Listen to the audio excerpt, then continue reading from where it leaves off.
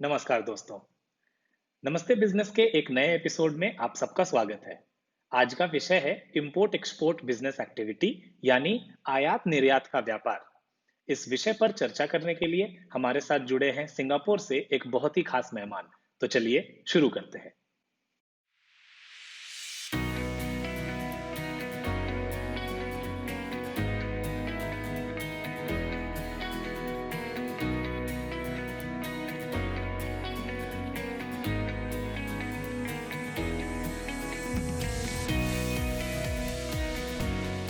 हाय चित्रांश।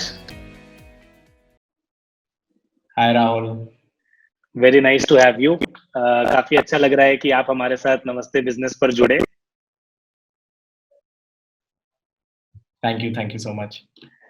अपने दर्शकों को बताना चाहूंगा कि चित्रांश सिंगापुर से जुड़े हैं हमारे साथ और ये फाउंडर हैं एक कंपनी जिसका नाम है गो कॉमेट, जो 14 कंट्रीज में ऑपरेशनल है। और ये एक टेक्नोलॉजी कंपनी है जो लार्ज क्लाइंट्स के लिए इंटरनेशनल शिपिंग और फ्रेट मैनेजमेंट सॉफ्टवेयर बनाती है। इनके इंडिया में कुछ बड़े क्लाइंट्स जो हैं उनमें सन फार्मा और ग्लेनमार्क भी है। और हमें काफी अच्छा लग रहा है आपके साथ जुड़ के, क्योंकि आज का टॉपिक हमारा इंपोर्ट एक्सपोर्ट के ऊपर है। और जो एक small business import export activity करना चाहता है उसके लिए क्या बेसिक नॉलेज जरूरी है, इसके बारे में आज हम चर्चा करना चाहेंगे। तो फिर से आपका स्वागत है चित्रांश, और शुरू करते हैं। Thank you Rahul. Thank you so much. ठीक है, तो शुरू करने के लिए एकदम बेसिक से शुरू करते हैं कि इंपोर्ट एक्सपोर्ट एक्टिविटी होती क्या है और दोनों में बेसिक डिफरेंस क्या है, और एक स्मॉल बिजनेस को इसके बारे में ओवरऑल क्या पता होना चाहिए। सो देखिए, इंपोर्ट एक्सपोर्ट बड़ी ही फंडामेंटल चीज है। कभी भी आप जब जैसे आप कोई भी सामान खरीद रहे हैं इंटरनेशनली या बेच रहे हैं इंटरनेशनली, मतलब आप दूसरे देश में जाके बेच रहे हैं या किसी दूसरे देश से खरीद रहे हैं। अगर आप दूसरे देश से खरीद रहे हैं तो दैट इज इम्पोर्ट, और दूसरे देश में जाके बेच रहे हैं तो वो हो गया एक्सपोर्ट। फंडामेंटल डिफरेंस यही है कि अगर मैं जब भी कोई भी कार्गो इंपोर्ट कराऊंगा तो मैं हमेशा उसका बायर होऊंगा, या मैं जब भी कोई भी कार्गो एक्सपोर्ट करूंगा तो मैं हमेशा उसका सेलर होऊंगा। सो एक्सपोर्टर हमेशा सेलर होता है, बेचता है, और इंपोर्टर हमेशा खरीदता है। तो ये सबसे ज्यादा फंडामेंटल डिफरेंस है। ऑब्वियसली मतलब अगर हम निटी-ग्रिटीज में जाएंगे तो बहुत सारी चीजें इसमें और हो सकती हैं, बट ये आप कह सकते हैं एक फंडामेंटल डिफरेंस है। फॉर अ कंट्री लाइक जैसे इंडिया है और हमारे देश के लिए इंपोर्ट एक्सपोर्ट बहुत ज्यादा इंपॉर्टेंट है, बिकॉज इससे रिलेटेड आप सारी चीजें कंट्री की कैलकुलेट, अगर कंट्री का एक्सपोर्ट बढ़ता है तो उसकी करेंसी पावर बढ़ती है, बाइंग पावर बढ़ती है मार्केट में, एक सॉफ्ट पावर आती है, वो इन्फ्लुएंस कर सकता है बाकी कंट्रीज को। अगर इंपोर्ट लेड होती है कंट्रीज तो इन्फ्लुएंस बाकी कंट्रीज कर सकती हैं आपको। सो इस तरह की चीजें रहती हैं। या वो काफी इंपॉर्टेंट है, क्योंकि ये जो ट्रेड डेफिसिट के बारे में अपन बात करते हैं या फिर कितना लेवरेज हो सकता है बिकॉज ऑफ द मैन्युफैक्चरिंग प्राउएस या फिर प्रोडक्शन प्राउएस जो एक कंट्री की होती है, उसकी वजह से काफी सारे इंटरनेशनल रिलेशंस जो हैं वो स्ट्रक्चर हो सकते हैं इसके अराउंड। तो अगर कोई एक स्मॉल बिजनेस ओनर या कोई अगर अपना नया स्मॉल बिजनेस शुरू करना चाह रहा है, तो अगर उसका इच्छा है कि इंपोर्ट एक्सपोर्ट एक्टिविटी शुरू की जाए, तो इनिशियल कैपिटल और रिसोर्सेज की जो रिक्वायरमेंट होती है उसके बारे में जरा बताइए कि व्हाट आर दोज रिक्वायरमेंट्स जिसके बाद एक स्मॉल बिजनेस ओनर शुरू कर सकता है ये बिजनेस एक्टिविटी।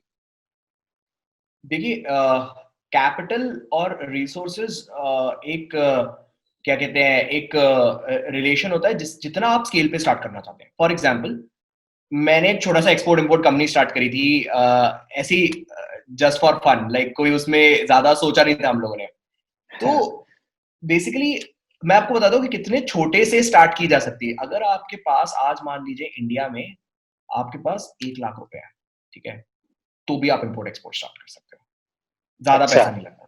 हाँ, अच्छा। आप भी सोचो कि आज इतने अच्छे और इतने इंटेलिजेंट और इतने अच्छे बिजनेसमैन है इंडिया में, बट वो लोग इंपोर्ट एक्सपोर्ट नहीं करते बिकॉज डरते हैं कि क्या होगा। तो उसमें चलो, उस पर बाद में आते हैं। आई थिंक अगला क्वेश्चन अपन इस पर बात करते हैं कि क्या निटिग्रिटीज लगती है। बट मैं बताता हूँ कि 1 या 2 लाख रुपए से क्या किया जा सकता है। तो आप क्या करो, जैसे कि एक इंटरेस्टिंग चीज है, आप क्या है ना कि दुनिया में जैसे एक बहुत डिफरेंस होता है which is called as purchasing power. कि जो चीज आज इंडिया में 10 रुपए की मिलती है वो यूएस में $5, मतलब 350-400 रुपए की मिलती है। राइट, इतना डिफरेंस है परचेसिंग पावर में कुछ चीजों का। तो अब परचेसिंग पावर को अगर आप अब अगर आपको परचेसिंग पावर का गेम पता है, राइट, तो आप इंपोर्ट एक्सपोर्ट करते हो। कई फंडामेंटल एक्सपोर्ट इंपोर्ट कंपनीज जो बहुत इनिशियली स्टार्ट होती है, वो बेसिक ट्रेडिंग से स्टार्ट होती है। बेसिक ट्रेडिंग की मतलब आपने कहीं से खरीदा, मान लीजिए आपने ऐसी जगह से खरीदा जैसे कि इंडिया से आपने लोकली खरीदा एंड यूएस में जाके बेच दिया, बिकॉज ऑफ परचेसिंग पावर आपको फायदा होगा। जैसे एग्जाम्पल दे दो, जैसे फार्मा है, हमारे काफी कस्टमर्स फार्मा है, टचवुड, तो बड़ी फार्मा कंपनी से डील करते हैं, तो उनके भी जो प्रोडक्ट के रेट्स हैं वो यूएस में एटलीस्ट 4 गुना 5 गुना एवरेज प्रोडक्ट का रेट है, राइट? क्योंकि इंडिया में एक तो मैन्युफैक्चर भी हो रहा है, सस्ता भी है, क्योंकि बाकी कंपटीशन उस रेट पे प्राइस कर रहा है, बहुत सारे रीजन है। तो यूएस में लोगों के पास पैसा है देने के लिए। सिंपल सी चीज है, मतलब आप अगर एक इंडियन यूनिवर्सिटी में पढ़ेंगे और एक इंटरनेशनल यूनिवर्सिटी में पढ़ेंगे, दोनों की प्राइसिंग अलग अलग है, राइट? हर चीज का एसएपी इंडिया में अलग प्राइस पे बेचता है, यूएस में अलग प्राइस पे बिकता है, राइट? तो सेम लॉजिक आता है एक्सपोर्ट इंपोर्ट पे भी। तो सबसे ज्यादा जो छोटे लेवल के जो बेसिक स्टार्ट करते हैं export import companies, they start with trading, basic trading, कि मतलब आपने लोकली खरीदा और ऑनलाइन, मतलब ऑनलाइन या जैसे भी उस पे जाके बाहर बेच दिया। और आजकल बेचना अब, और जो बेसिकली इसीलिए ज्यादा कैपिटल नहीं चाहिए, कितना आपकी एपेटाइट है आप उतना कर सकते हैं। अगर आप लॉजिस्टिक्स की बात करें, अब आप सोचोगे कि यार एक कंटेनर ज्यादा, तो आप हर तरह के लॉजिस्टिक्स कर सकते हो। आप छोटा एयर से आप पार्सल भिजवा सकते हो, ठीक है? आप less than full container load कर सकते हो, मतलब एक छोटा पार्ट, एक सीबीएम का कार्गो भेज दिया, ज्यादा पैसा नहीं लगेगा उसमें। और अगर आपका बिक गया तो वो पैसा आ ही जाएगा, मतलब महीना 2 महीने 3 महीने बाद आ ही जाएगा। तो ये सब रहता है। तो बेसिकली जैसे आपने स्ट्रेस किया ट्रेडिंग पे, तो इसका मतलब ये हुआ कि एक बहुत ही फाउंडेशनल बिजनेस एक्यूमेन है इधर पे जो रिक्वायर्ड है, जिसमें ऐसा है कि क्या आप सस्ते में खरीद के किसी एक ऐसे मार्केट में बेच सकते हो जहां प्राइस ज्यादा मिले, और क्या आपका जो यूनिट इकोनॉमिक्स है पर प्रोडक्ट सोल्ड, वो चीज अगर आपका कैलकुलेशन सही चल रहा है कि सस्ते में खरीदा और ज्यादा में बेचा, और पूरे जो एसोसिएटेड कॉस्ट है ड्यूरिंग दिस ट्रांजिशन, वो वाला अगर हमने मैनेज कर लिया है, then we should be actually doing a healthy import export का बिजनेस। तो इस पे एक चीज थोड़ा और निटी ग्रिटी जैसे आपने बोला, उसमें जरा अंदर जाते हैं। उसमें हमें ये बताइए कि क्या स्ट्रैटेजी फॉलो होती है और किस तरीके का अप्रोच होता है जब सिलेक्शन करनी होती है कि कौन सा प्रोडक्ट बेचा जाए या कौन सा प्रोडक्ट इंपोर्ट किया जाए, which is basically link to market demand और कंज्यूमर बिहेवियर भी समझ में आना चाहिए कि जो सामान बेचना या खरीदना है उसकी अंडरस्टैंडिंग कैसे डेवलप हो। तो इसके बारे में आपका क्या कहना है? तो राहुल, आपने भी जैसे कॉलेज में पढ़ा होगा कि इसके लिए देयर इज बहुत सारे स्ट्रैटेजी होती है मैनेजमेंट में, या इवन आईआईटी में भी हमने पढ़ा है कि there are called Porter's, five forces, और बहुत तरह की स्ट्रैटेजीज होती है, राइट? बट फंडामेंटली क्या काम करता है इसमें, कि आप ये देखो, पहली चीज क्या आप ऐसे किसी प्रोडक्ट को जानते हो या समझते हो, या कैसी ऐसी इंडस्ट्री को समझते हो जिसमें आप बहुत ज्यादा इंपैक्ट कर सकते हो। फॉर एग्जाम्पल, मैं अगर टेक्सटाइल इंजीनियरिंग या टेक्सटाइल इंजीनियरिंग पढ़ के, या मैंने टेक्सटाइल इक्विपमेंट पार्ट्स को समझता हूँ, तो मैं स्टार्ट करना चाहूंगा टेक्सटाइल इक्विपमेंट के इंपोर्ट एक्सपोर्ट से, बिकॉज मैं समझता हूँ, मैं बेचना जानता हूँ उसको। आप समझ रहे हैं कि मेरे को अगर कोई बड़े बिजनेस के सामने खड़ा कर दिया जाए तो मैं उसे टेक्निकली बात कर सकता हूँ। लेकिन अगर ये सिचुएशन नहीं है, और ये बहुत लोगों के साथ नहीं होती, कई लोग होते हैं जो बड़े ही एग्नोस्टिक होते हैं, मतलब उनको कुछ फर्क नहीं पड़ता क्या बेच रहे हैं, चाहिए, तो आप दूसरे तरह से अप्रोच करो मार्केट को। सबसे पहले आप देखो, आइडियली अगेन अगर आप इंडिया से सोच रहे हो, तो आप ये सोचो कि ऐसे मार्केट में बेचा जाएगा जहां सबसे पहला लॉजिक आता है परचेजिंग पावर का। तो ऐसे मार्केट्स का डेवलप मार्केट्स हो गए आपका, एशिया में एक सिंगापुर है, बट सिंगापुर छोटा मार्केट है, ज्यादा पॉपुलेशन नहीं है। बट अगर आप बाहर देखो तो यू हैव यूरोप में बहुत सारी जो इंग्लिश स्पीकिंग कंट्रीज है, बिकॉज आप बात कर सकते हो, इंग्लैंड हो गया, इवन बाकी कंट्रीज में भी इंग्लिश चलती है। देन यूएस हो गया, US is very very big, ठीक है?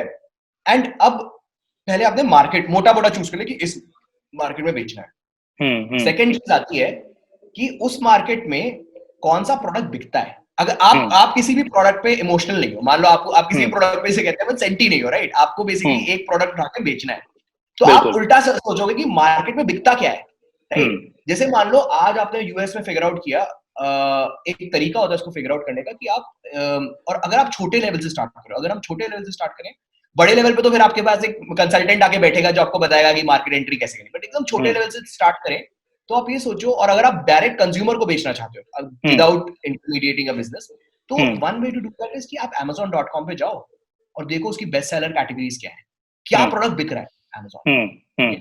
आपने देखा कि यार, जैसे फॉर एग्जांपल, आप बिलीव नहीं करोगे, जैसे जो छोटे छोटे जैसे जो टप्परवेयर के ग्लासेस, पीईटी बॉटल्स, पेट बॉटल्स जिसे कहते हैं, ये सब Amazon पे बेस्ट सेलर कैटेगरीज में आते हैं। मतलब अच्छा। मिलियंस, मल्टी मिलियन डॉलर का मार्केट है साल का जिसमें जो बिक रहा है, मतलब इतनी छोटी सी चीज, राइट?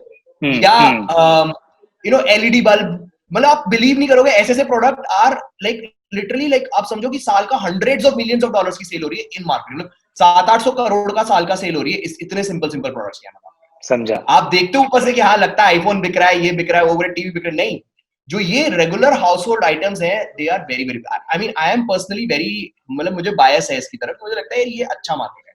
तो आपने देखा कि यार ये प्रोडक्ट, अब आपने क्या किया, आपने देखा यूएस में ये प्रोडक्ट महंगा है, राइट? दूसरी चीज आपने देखा कि ये प्रोडक्ट्स बिक रहे हैं, ऐसे 10-50 प्रोडक्ट आपके बिक रहे हैं। तीसरा तरीका आप देख सकते हो कि जो बेच रहा है इन प्रोडक्ट्स को, क्या वो एक ब्रांड है या फिर एग्नोस्टिक टू ब्रांड। अगर वो ब्रांड है तो और आप ब्रांड बना सकते हो, अगर आप में वो लेवल की डेप्थ है, इंटेलिजेंस है और थोड़ा मार्केटिंग का आइडिया है, तो आप बेच सकते हो। अगर कमोडिटाइज्ड प्रोडक्ट में जिसमें कुछ फर्क नहीं पड़ता कि किससे आप खरीद रहे हो, उसमें जाओगे तो आप कट आउट हो जाओगे प्राइस में। समझ रहे हो आप बात? मान लो पीईटी बॉटल्स का एग्जांपल है, आपको फर्क नहीं पड़ता आप राहुल की पीईटी बॉटल खरीदो, चित्रांश की खरीदो या मोहन की खरीदो, कुछ फर्क नहीं पड़ता कई लोगों को, राइट? करेक्ट। वो कमोडिटाइज है, तो आप भी इस रेट पे बेचोगे, मैं भी उस रेट पे बेचूंगा, कमोडिटाइज है, तो उसमें भी कट ईच अदर।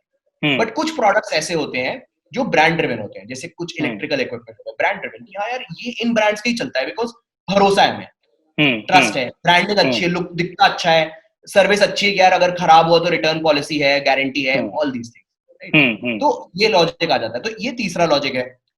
तो ये पहले आपने फिगर आउट करा क्या मार्केट, क्या प्रोडक्ट, और प्रोडक्ट में कौन बेच रहा है, क्या वो ब्रांड पे बेच रहा है या वो कमोडिटाइज्ड है। ठीक है, मैं ज्यादा तो डीप तो नहीं जा रहा या नहीं नहीं, बिल्कुल नहीं। तो ये काफी हेल्पफुल था हमारे लिए समझने को, क्योंकि ये किसी भी बिजनेस को शुरू करने के पहले बहुत ही बेसिक रिक्वायरमेंट्स हैं। अपना कंज्यूमर मार्केट और उसका जो कॉम्पिटिटिव लैंडस्केप है, किस तरह के लोग एग्जिस्ट करते हैं, इन सारे चीजों को समझना बहुत जरूरी है। स्पेशली क्योंकि आप कोई भी बिजनेस एक्टिविटी करने के पहले थोड़ा रिसर्च करने के बाद खुद को प्रिपेयर करते हो, और उस चीज को स्केल करने के लिए, ग्रो करने के लिए आप पहले ही अपना मन बनाकर उतरते हो मार्केट में कि ठीक है, मैं अगर एलईडी बल्ब के इंपोर्ट एक्सपोर्ट एक्टिविटी में उतरना चाहता हूं क्योंकि मेरे को फिगर आउट है कि यूएस में मार्केट है फॉर एग्जांपल, जैसे आपने बताया, तो उस चीज के बारे में ऑब्वियसली 2 महीने करके उस एक्टिविटी को छोड़ने का कोई सेंस नहीं है। उसके पहले इनफैक्ट 6 महीने मेहनत कर लो समझने के लिए, और उसके बाद एंटर करो ताकि वो सालों का मार्केट बन जाए या सालों की एक्टिविटी बन जाए। तो ये काफी इंपॉर्टेंट थी। ये बहुत जरूरी है और ये मेहनत का काम है, बट एक बार करना जरूरी है। कि आप सोचो कि आप एक बिजनेस को बनाने में, राहुल आप भी जानते हो, आप काफी अपनी कंपनीज खड़ी करी है, तो आप भी जानते हो कि इट टेक्स 5 साल 10 साल आपको अपनी जिंदगी के बेट करने पड़ेंगे। आई मीन बहुत कम बिजनेस हो जो 1-2 साल में स्काई रॉकेट कर जाता है, ये वो किस्मत की बात है, राइट? बट आपको 5 साल 10 साल एकदम शिद्दत से बैठ के करना पड़ता है मेहनत। तो एक्सपोर्ट इंपोर्ट भी वैसा ही है, राइट? और तो वैसे ही चलता है। ठीक है। तो इसमें एक और बहुत ही क्रिटिकल कंपोनेंट होता है जिसके बारे में जैसे आपने बताया कि लोग डरते हैं इंपोर्ट एक्सपोर्ट करने के पहले, क्योंकि उसके बहुत सारे डिटेल्स रहते हैं जो लोगों को शायद समझ नहीं आता। तो इसमें एक बहुत ही क्रिटिकल कंपोनेंट होता है लाइसेंसिंग और रेगुलेशंस का, कि अगर मेरे को इंपोर्ट एक्टिविटी करनी है या एक्सपोर्ट एक्टिविटी करनी है, जिसको हिंदी में आयात और निर्यात भी बोलते हैं, तो उस चीज को करने के लिए लोकल लॉज क्या हैं, किसी तरह का लाइसेंस लगेगा क्या, कस्टम्स को कैसे समझ में आए कि क्या बेच रहे हैं, क्यों बेच रहे हैं, एंड ऑल दैट। और यही सेम चीज आपके जो सेलिंग मार्केट है, अगर आप बाहर किसी जगह बेच रहे हो तो वहां के लिए भी समझना पड़ेगा, क्योंकि वहां के भी कुछ लॉज होंगे, और अगर इंपोर्ट कर रहे हैं तो हमारे लॉज तो समझ नहीं है। तो स्पेसिफिकली इंडिया बेस्ड बिजनेसेस जो इंपोर्ट या एक्सपोर्ट एक्टिविटी करना चाहते हैं with some popular markets like Europe हो गया या यूएस हो गया, उसके कॉन्टेक्स्ट में बताइए कि रेगुलेशंस और लाइसेंसिंग के बारे में मोस्ट बेसिक चीजें क्या पता होनी चाहिए। जी, तो पहली चीज आती है, तो 2 पार्ट्स में इसकी बात करते हैं। पहला आ गया कि आपको एज अ कंपनी क्या रेगुलेशन और लाइसेंसिंग चाहिए। तो उसके लिए सबसे पहले कंपनी रजिस्टर्ड होनी चाहिए, प्राइवेट लिमिटेड या आप एलएलपी स्टार्ट करेंगे। उसके बाद एक आई कोड होता है, which is called as import export licence. ये बहुत जरूरी होता है। ऑब्वियसली आपने बैंक अकाउंट वगैरह खुला लिया, वो सब बेसिक है, बट एक इंपोर्ट एक्सपोर्ट लाइसेंस आपको गवर्नमेंट से लेना पड़ता है कि आपको इंडियन गवर्नमेंट ने दिया है कि आप इंपोर्ट एक्सपोर्ट कर सकते हो। उसमें आपको थोड़ा डिटेल देना पड़ेगा कि आप किन चीजों का इंपोर्ट एक्सपोर्ट करना चाहते हो। उसके अलावा एक रजिस्ट्रेशन कम मेंबरशिप सर्टिफिकेट होता है, वो भी एक लगता है, जिसके बेस पे थोड़ी और डिटेलिंग होती है। तो आप इन सब के बारे में आप पढ़ सकते हैं ऑनलाइन, ये स्ट्रेट फॉरवर्ड है, ज्यादा कोई मुश्किल नहीं है। तो ये हो गया कि आपको इंपोर्ट एक्सपोर्ट की परमिशन मिली, लेकिन जो आप चीज बेच रहे हो उसके रूल्स बहुत डिफरेंट हो गए। तो जैसे हम एक एलईडी बल्ब का ही एग्जांपल लेते हैं, ठीक है, तो एक एलईडी बल्ब एक्सपोर्ट करने के लिए आपको एक बीआईएस सर्टिफिकेशन चाहिए होता है, वो मुश्किल होता है। जैसे आप ये स्पेशली अगर मैं यूएस की बात करूं तो यूएस में बीआईएस सर्टिफिकेशन मैंडेटरी, कई कंट्रीज में नहीं है, तो कई कंट्रीज में आप एलईडी बल्ब सीधा जाके एक्सपोर्ट कर सकते हो, कई कंट्रीज में आपको बीआईएस सर्टिफिकेशन चाहिए, तो अगर तो यूएस में आप एलईडी बल्ब इतना इजीली नहीं बेच सकते, आप समझ रहे हो।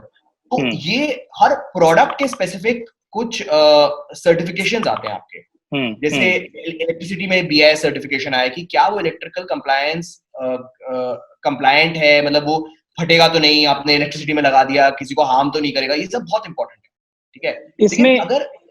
इसमें मेरा एक फॉलो अप क्वेश्चन है कि बिफोर यू कंटिन्यू, जैसे आपने बताया कि ये एक जो एलईडी बल्ब के लिए कोरेस्पॉन्डिंग लाइसेंस है या सर्टिफिकेशन है जिसका जरूरत है, for example mandatorily in the US, तो जो मैन्युफैक्चरर है, जो ओरिजिनल इक्विपमेंट मैन्युफैक्चरिंग कर रहा है, क्या ये सर्टिफिकेट मेरे को उससे मिलेगा या फिर एज एन इंपोर्टर या exporter entity I will have to apply for this separately? दोनों डिपेंड करते हैं, कभी मेजॉरिटी केसेस में आपको मैन्युफैक्चर, अगर आप ट्रेडिंग कर रहे हो तो आपको मैन्युफैक्चर मिलेगा, अगर आप ट्रेडिंग नहीं कर रहे हो तो फिर इन दैट सेंस आपको, अगर आप थोड़ा भी रिफर्बिश कर रहे हो, जैसे मान लो आपने फोन लिया, एक फोन का पार्ट लिया और फोन को आपने रिफर्बिश किया, मतलब आपने उसमें थोड़ा सा कुछ काम कर दिया इंडिया में, मान लीजिए कुछ भी थोड़ा सा भी, अगर आपने उसके साथ टैपर किया तो देन आपको खुद लेना। समझ गया। तो बेसिकली टेंजिबल प्रोडक्ट में अगर जरा सा भी इन्वॉल्वमेंट हमारा है तो उसके ऊपर सर्टिफिकेशन का रिस्पॉन्सिबिलिटी हमारा बन जाता है। अगर डायरेक्टली किसी मैन्युफैक्चरिंग कंपनी से सोर्स कर रहे हैं और डायरेक्टली ट्रेडिंग एक्टिविटी में इन्वॉल्व है, तो वो सर्टिफिकेशन जो कोरेस्पॉन्डिंग होगी वो मैन्युफैक्चरर की रिस्पॉन्सिबिलिटी होगी। बिल्कुल, हाँ। ठीक है, समझ गया। अब आप कंटिन्यू कर सकते हैं जो आप आगे बता रहे थे। हाँ, तो बेसिकली जो मैं ये कह रहा था कि एक जैसे इंपोर्ट एक्सपोर्ट लाइसेंस हो गया, रजिस्ट्रेशन का मेंबरशिप हो गया, ये सब सर्टिफिकेट्स हो गए, देन उसके अलावा आपको एक चीज और फंडामेंटली गेज करनी पड़ती है बिफोर इंपोर्टिंग, क्योंकि आप कुछ भी, अगर आप ट्रेडिंग की बात करो तो आप कुछ भी इंपोर्ट कर रहे हो एक्सपोर्ट करने के लिए, राइट। तो इंपोर्टर की क्रेडिबिलिटी और इंपोर्टर की अंडरस्टैंडिंग बहुत ज्यादा इंपॉर्टेंट है इसमें। आप किसी भी आदमी के साथ नहीं डील कर सकते, तो आपको ध्यान रखना पड़ेगा कि किस इंपोर्टर से डील करो, बिकॉज गलत चीजें आती हैं। आपने मान लो सोचा कि आप एलईडी बल्ब ऑर्डर कर रहे हो, लेकिन वहां से ब्रिक्स आ जाते हैं कंटेनर में, पत्थर ईंट आ जाती है कंटेनर में, तो ये सब प्रॉब्लम्स होती हैं, रियलिस्टिक प्रॉब्लम्स हैं। तो इसलिए आपको बहुत ध्यान, इसीलिए लोग, जैसे आपने चाइना में जैसे कैंटन फेयर होता है चाइना का, it's the biggest import export fair in the world. इस बार कोविड की वजह से नहीं हुआ, बट आप समझो कि वहां पे 3 या 4 दिन में बिलियंस ऑफ डॉलर्स की सेल होती है, मतलब 7-8 हजार करोड़ की सेल 2-3 दिन में हो जाती है फेयर के लोगों की। मतलब इतना बड़ा फेयर है, मतलब इतना बड़ा फेयर है कि लोग जाते हैं, लोग देख ही नहीं पाते, इतना फेयर है। मतलब हर दुकान पे बस कार्ड कलेक्ट करने बैठ जाओ ना तो भी नहीं देख सकते हो, इतना बड़ा फेयर होता है। तो ऐसे फेयर में लोग इसलिए जाते हैं ताकि वहां पे वो इंपोर्टर है चाइना का, मान लीजिए चाइना से इंपोर्ट करा के कहीं और एक्सपोर्ट करें, तो वहां जाके मिल लो, या दूसरी कंट्री का, south Korea, Japan, Vietnam, Singapore, दुनिया भर के सारे, यूएस, सब दुनिया भर के सारे लोग आते हैं, तो उनसे शक्ल देख लेते हैं, बात कर लेते हैं उनसे। अगर आगे बात हुई तो उसका एक हफ्ता चाइना में रुक के उनकी फैक्ट्री चले जाते हैं, सब चीजें एक एमओयू साइन कर लेते हैं, ये सब रहता है। तो ये सब चीजें बहुत ज्यादा इंपॉर्टेंट है। मतलब आपने कहा कि ऐसा इतना इजी नहीं है, मतलब ये चीज बहुत ज्यादा जरूरी है, कई लोग गलती करते हैं। नहीं, डेफिनेटली। और इस तरह के एक्टिविटी में जहां पे दूसरे कंट्री का कोरेस्पॉन्डिंग काउंटर पार्टी हो, उसमें अदरवाइज भी सतर्कता बरतने की बहुत ज्यादा जरूरत होती है। मन की तसल्ली पूरी रहे, डॉक्यूमेंटेशन पूरा रहे, कोई भी पेपर वर्क में ऊपर नीचे ना हो, प्रोडक्ट का इंस्पेक्शन, रिव्यू, कैसे मार्केट उसको रिसीव कर रहा है, पहले कोई ट्रैक रिकॉर्ड है कि नहीं हमारे कोरेस्पॉन्डिंग काउंटर पार्टी की, इन सब चीजों की भी बहुत ज्यादा जरूरत होती होगी। एक छोटी सी और चीज मैं सजेस्ट कर सकता हूँ कि सैंपल भी आपको बुलवाना चाहिए। हम कई लोग करते हैं, स्टैंडर्ड है कि क्या होता है ना, कई लोग मिल नहीं पाते, क्योंकि यार अभी कोविड वाला टाइम भी चले, तो अभी आना जाना तो मुझे लगता नहीं 6-7 महीने के लिए पॉसिबल है, राइट। बिल्कुल। इंडिया से countries like China and all, तो क्या होता है ना कि वो लोग क्या करते हैं, सैंपल बुलवा लेते हैं, एक बार एक छोटा सा कोरियर कर दो आप एक सैंपल। मान लो आप एलईडी बल्ब बेच रहे हो, तो यार 10-50 एलईडी बल्ब सैंपल कर दो, ज्यादा पैसा लगता नहीं है, 5-10 हजार 15 हजार रुपए में आ जाएगा, लॉजिस्टिक्स का खर्चा ज्यादा नहीं आएगा, उतने में आ जाएगा। तो एलईडी बल्ब आ गया, फिर आप आगे देखते हो। ये भी एक काफी इंपॉर्टेंट टिप है, क्योंकि अगर सैंपल मेरे पास पहले से हो तो काफी ज्यादा जो प्रोडक्ट के लिए क्लाउडेड होता है हमारा अंडरस्टैंडिंग, वो चीजें हम हटा सकते हैं आसानी से। ठीक है, इसके साथ-साथ आई थिंक हमारे दर्शकों के लिए ये भी जानना बहुत ज़रूरी है, जो भी इंटरेस्टेड हों इस तरह के बिज़नेस एक्टिविटी में एंटर करने को या कर रहे हों और उनको और ज़्यादा इम्प्रूव करना है अपने प्रोसेसेस, तो उसमें 2-4 चीज़ें और भी इम्पोर्टेंट होती हैं। जैसे इंटरनेशनल कस्टमर्स और इंटरनेशनल सप्लायर्स से डील कैसे करें, जिसके बारे में ब्रीफली आपने ऑलरेडी बता दिया, बट वो एक इम्पोर्टेंट चीज़ है। या क्रॉस बॉर्डर पेमेंट्स कैसे एक्सेप्ट कर सकते हैं। तो इन सब चीज़ों के बारे में ज़रा बताइए कि जो ऑपरेशनल लेवल पे 2-4 चीज़ें इम्पोर्टेंट होती हैं डे टू डे में, उसके बारे में क्या ख़्याल रखने की ज़रूरत है? तो सबसे पहले बेसिकली क्या होता है ना, 2 तरह के सप्लायर्स होते हैं इंटरनेशनल में, ठीक है? इनफैक्ट एक तीसरा भी होता है, बट अपन ट्रेडिंग की बात करते हैं अगर, ठीक है? अगर हम एसएमई की बात करें, जनरली इंडिया में या दुनिया भर में एसएमई ट्रेडिंग करते हैं, ठीक है? तो 2 तरह के सप्लायर होते हैं। एक सप्लायर आपको कहेगा कि मैं आपको भेजता हूँ सामान। जैसे मान लो एक एग्जांपल लेते हैं, ठीक है? आप चाइना, इंडिया और इंडिया से आपको बेचना है यूएस, ठीक है? और मान लीजिए एलईडी बल्ब है फॉर एग्जांपल, तो सप्लायर ने आपको एलईडी बल्ब भेजा, आपने उसमें थोड़ा सा रिफर्बिशिंग करी है, रीब्रांडिंग करी है, कुछ ना कुछ करा आपने उसपे, हल्का-हल्का आपने कुछ करा या कुछ और 4 चीजें ऐड कर दी, कुछ ना कुछ करा एंड देन आपने बेचा, एक्सपोर्ट किया, ठीक है? तो इस तरह के ट्रांजैक्शन में आप पहले इंपोर्ट कराएंगे इंडिया, फिर एक्सपोर्ट करेंगे, ठीक है? इसमें अगर बात करें तो इस वाले सिचुएशन में जैसे आप ऑपरेशनली मेरे से पूछ रहे हैं कि कैसे आप एंगेज करो या कैसे बात करो सप्लायर से और कैसे बात करो कस्टमर से, तो इसमें क्या होता है ना, आप सबसे पहले सप्लायर से जब आपको पे, तो सप्लायर से पहले डिस्कस होते हैं एक जिसे कहते हैं शिपिंग में इनको टर्म्स, कि पहले आपने प्रोडक्ट एसर्टेन कर लिया, पहला स्टेप हो गया, आपने बात करी, सैंपल बुलवाया, शक्ल देख ली नहीं देख ली, जो भी है आपने एसर्टेन कर लिया कि ये बंदा सही है, ठीक है? ये आपका काम। उसके बाद ऑपरेशनल क्या होगा, सप्लायर आपको कहेगा कि यार अब मैं आपको कार्गो भेजूंगा, ठीक है? उस केस में सप्लायर का 2 पार्ट में बात करते हैं इसकी, पहले कार्गो और फिर उसके बाद फाइनेंस, ठीक है? तो अगर सप्लायर ने आपको कार्गो भेजा तो सप्लायर आपसे इनको टर्म्स की बात करेगा कि मैं आप कार्गो कहां से उठाओगे। तो इसमें 4-5 तरह के मेन इनको टर्म्स होते हैं, सीआईएफ, एफओबी, डीडीयू, एक्सवर्क्स, ठीक है? मतलब इन सब का ये है, मतलब ये सब टर्म्स में नहीं जाते, बट मतलब ये है कि सप्लायर क्या अपनी फैक्ट्री के बाहर रखते हैं, उधर से आप उठा लो। क्या सप्लायर आपने चाइना के पोर्ट पे रख ले, उधर से आप उठा लो।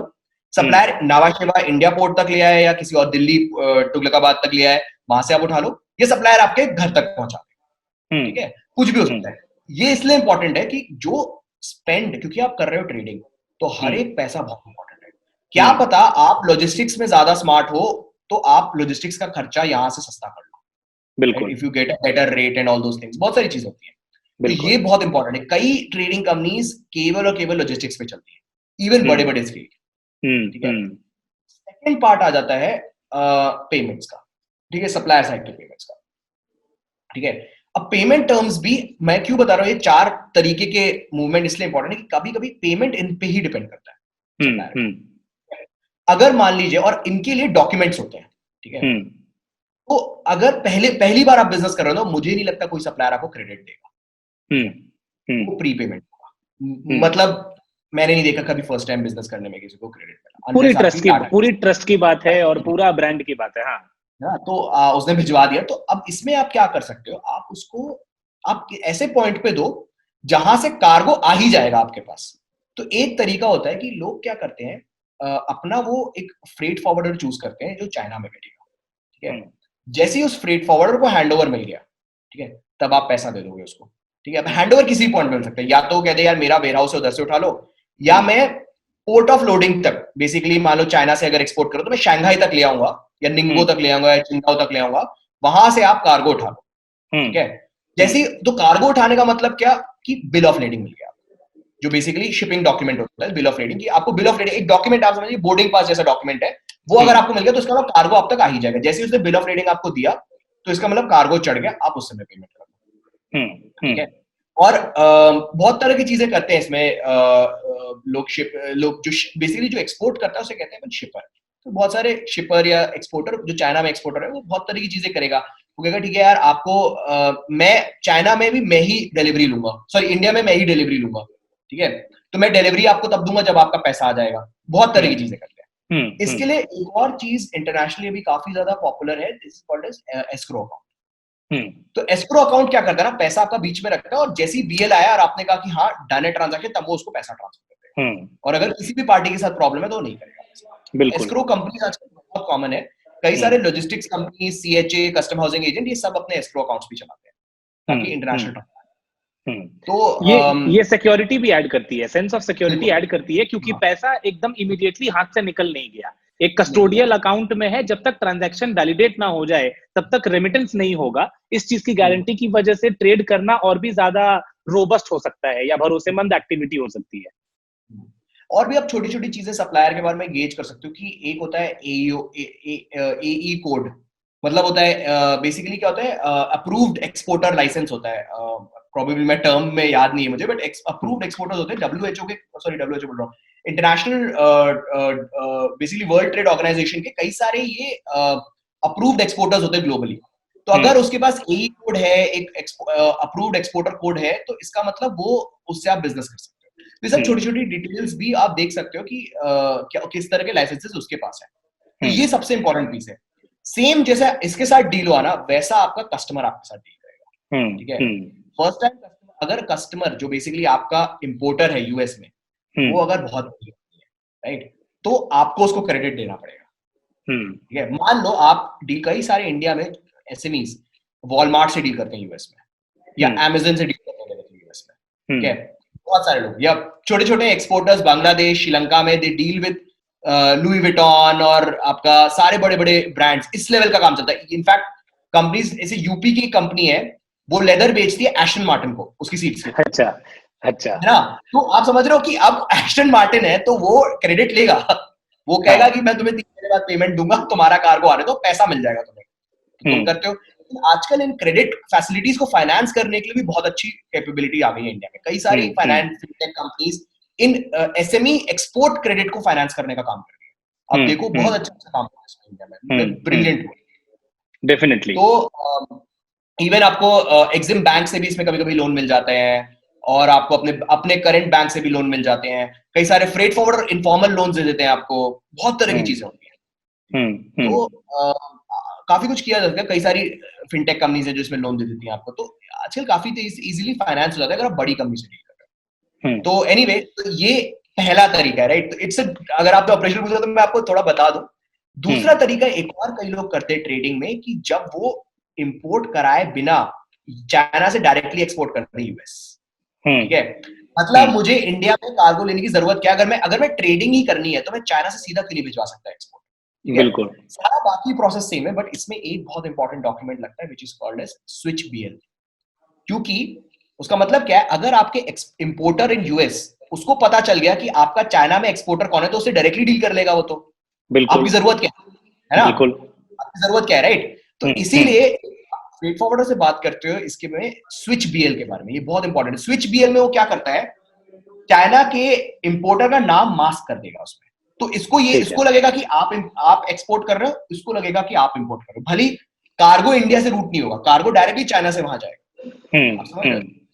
अगर आप, कई कंपनीज डायरेक्टली करती है बिना इंडिया में बनाए, बिकॉज लॉजिस्टिक्स कॉस्ट बढ़ गया ना, आपका वेयरहाउसिंग, लॉजिस्टिक्स पूरा कॉस्ट बढ़ गया अगर आपने पूरा ये करा। कस्टम्स में 2 बार आपको क्लियरेंस मिल रहा है, मुश्किल होता है करना, चलो उसमें वगैरह का ध्यान रखना, बट ये पूरा स्ट्रक्चर ऐसे होता है।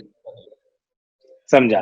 तो इनफैक्ट काफी सारी चीजें हैं इसमें, जिससे आपसे बात करके लग रहा है कि इसमें डेफिनेटली 2 और 3 सेशंस और लगेंगे अपने को नुआंसेस में जाने के लिए, डिटेल में जाने के लिए। काफी सारी चीजें हैं एक्चुअली डिस्कस करने को भी, और हर एक चीज इसमें इतना सेंसिटिव है कि उसके बारे में करेक्ट अंडरस्टैंडिंग रखनी जरूरी है। तो आगे के जो सेशंस होंगे उसमें ऑब्वियसली हम दोबारा चाहेंगे कि आप हमसे जुड़ें और किसी स्पेसिफिक सेगमेंट में डिटेल में भी बात करें। बट एक छोटी सी चीज और जानना चाहते हैं आपसे, कि अगर कोई ब्रांडेड प्रोडक्ट नहीं है, जैसे मान लीजिए हेवेल्स का कोई सामान यहाँ बन रहा है और मेरे को एक्सपोर्ट करनी है उसको, अगर इस तरह का नहीं है कोई सामान, आप जानते ही होंगे कि बहुत सारा लोकल प्रोड्यूस है इंडिया का, जैसे ग्रेन्स हो गए, स्पाइसेस हो गए, कारपेट्स हो गए, अगरबत्तियां हो गई, या कोई तरह का और कंज्यूमेबल आइटम हो गया जो इंडिया का नेटिव है और काफी डोमेस्टिक टच है उसमें, उसका भी इंटरनेशनल मार्केट में काफी डिमांड होता है। वो इंडिया का जो एक एथनिक फ्लेवर है और जो एक कल्चरल फ्लेवर है हमारे डोमेस्टिक प्रोडक्शन का, उसका काफी डिमांड है मार्केट में। पर ये चीजें टिपिकली ब्रांडेड नहीं होती हैं क्योंकि ये डोमेस्टिकली ग्रोन है और स्मॉल बिजनेस या मीडियम बिजनेस काफी इंट्रिकेटली इन्वॉल्व होती है इस एक्टिविटी में। उस सिचुएशन में अगर किसी को कारपेट एक्सपोर्ट करना है या कोई तरह का स्पाइसेस एक्सपोर्ट करना है, तो वो अपने प्रोडक्ट की ब्रांडिंग और प्रमोशन के बारे में कैसे सोच सकते हैं? How do they establish something in the target market? अब ब्रांडिंग तो देखिए एक बहुत ही डीप टॉपिक है एंड इसमें मतलब इनफैक्ट आपके भी कुछ व्यूज लगेंगे, बट सबसे पहले टू बी ऑनेस्ट, ब्रांडिंग ऐसा नहीं कि एक्सपोर्ट इंपोर्ट के लिए कुछ अलग है। सारे प्रोडक्ट के लिए सेम जो फंडामेंटल लगते हैं ना, सब जगह बराबर है। बट एक्सपोर्ट इंपोर्ट में ब्रांड 2-3 चीजों से और कवर हो। फॉर एग्जाम्पल, एक बहुत बड़ा आ जाता है कि आप, एक तो पहली बात है आप बेच किसको रहे हो, ठीक है। तो जैसे अगर आप डायरेक्टली कंज्यूमर को बेच रहे हो तो आपकी ब्रांड परसेप्शन बहुत डिफरेंट है। अगर आप डायरेक्टली बिजनेस को बेच रहे हो तो आपका ब्रांड परसेप्शन बहुत डिफरेंट है, ठीक है। अगर आप डायरेक्टली कंज्यूमर को बेच रहे हो, जैसे मान लीजिए आपने कहा कारपेट्स, तो अगर मैं कारपेट यूएस के डायरेक्ट कंज्यूमर को बेच रहा हूँ, राइट, तो आइडियली सबसे पहले आ गई उसकी पैकेजिंग। एक चीज जो मैंने देखी, कई इंडियन कंपनीज इन सब चीजों पे पैसा नहीं इन्वेस्ट करती डिजाइन वगैरह में, कि कैसे डिजाइन करना है। मतलब वो जो प्रोडक्ट है ना, प्रोडक्ट तो अंदर अच्छा है, आई ट्रस्ट कि हाँ प्रोडक्ट अच्छा है, लेकिन जो बाहर का उसका जो लुक एंड फील है वो बहुत जरूरी अच्छा होना। बिल्कुल। आप समझो कि वो ऐसा होना चाहिए, लगना चाहिए कि बहुत ही हाई क्वालिटी प्रोडक्ट है अंदर। कई कंपनीज इस पे पैसा नहीं खर्च करती। तो सबसे पहले अगर आप डायरेक्ट कंज्यूमर लेवल की ब्रांड परसेप्शन है तो ये बहुत ज्यादा इंपॉर्टेंट है कि क्या उसके लुक एंड फील है, क्या अच्छा पैकेजिंग है कि नहीं, पैकेजिंग में क्या टर्म्स एंड कंडीशन, उसमें इंग्लिश गलत नहीं होनी चाहिए। ये सब छोटी छोटी चीजें बहुत मैटर करती हैं। बिल्कुल बिल्कुल, क्योंकि जो दिखेगा अल्टीमेटली वही बिकेगा। मार्केट तो ऐसे ही बिल्कुल चलता है। हाँ, बिल्कुल ऐसे ही चलता है। हाँ, दूसरा, अगर आप B2B ब्रांड एस्टैब्लिश कर रहे हैं, मान लीजिए अगर आप कारपेट बेच रहे हो लेकिन आप किसी बड़े डिस्ट्रीब्यूटर ऑफ यूएस को बेच रहे हो कारपेट, उसके लिए ब्रांड के साथ साथ क्रेडिबिलिटी बहुत इंपॉर्टेंट है। कि जो आपकी टीम में से, मतलब कोई आपका एक सेल्स, इसमें सेल्स लगेगी, इसमें मार्केटिंग प्लेस ज्यादा सेल्स है, कि वो बंदा आपका बैठेगा उसके साथ, चाय शाय पिएगा, ड्रिंक करेगा और फिर बेचेगा, राइट, ऐसे होता है। तो मिलना पड़ता है इसके लिए, ट्रस्ट बनाना पड़ता है, टेक्स टाइम, लाइक 2-3 महीने 6 महीने लगेगा टाइम। बिल्कुल। लेकिन इसके लिए सबसे इंपॉर्टेंट होता है कि जो बंदा आपका बैठा है वहां पे, उसको एक तो प्रोडक्ट की बहुत अच्छी नॉलेज होनी चाहिए, सेकंड कॉन्वर्सेशन स्किल्स बहुत अच्छे होने चाहिए। ये सब ब्रांड इसमें रिप्रेजेंट करता है। पैकेजिंग इंपॉर्टेंट है, बट इसमें B2B है, राइट, तो उसको जो बेच रहा है उस पर ट्रस्ट आना चाहिए। बिल्कुल बिल्कुल। आपके पास 5 कस्टमर के रेफरेंसेस हैं जिनको आपने बेचा है, क्या किस तरह से कंज्यूमर परसीव करता है, कैसे बेटर कंपेटिटिव है, ये सब डिस्कशन बहुत होता है उसमें। आई थिंक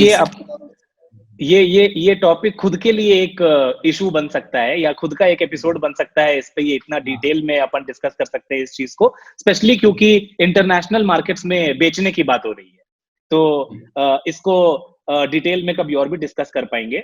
एक छोटी सी चीज बिफोर वी रैप अप, आप हमें ये बताइए कि क्या इंपोर्टर एक्सपोर्टर एक्टिविटी के लिए इंडिया में क्या एक दो कोई ट्रेड बॉडी या कंसल्टेशन ऑर्गेनाइजेशन टाइप के चीजें हैं जहां से कुछ रेफरेंस मटेरियल लोगों को मिल सके या कोई कांटेक्ट मिल सके, ताकि वो अपने इस एक्टिविटी में जो और भी इनहेरेंट डाउट्स या क्लैरिफिकेशंस हो वो इजीली हैंडल कर सकें और इस बिजनेस को और कॉन्फिडेंटली शुरू कर सकें?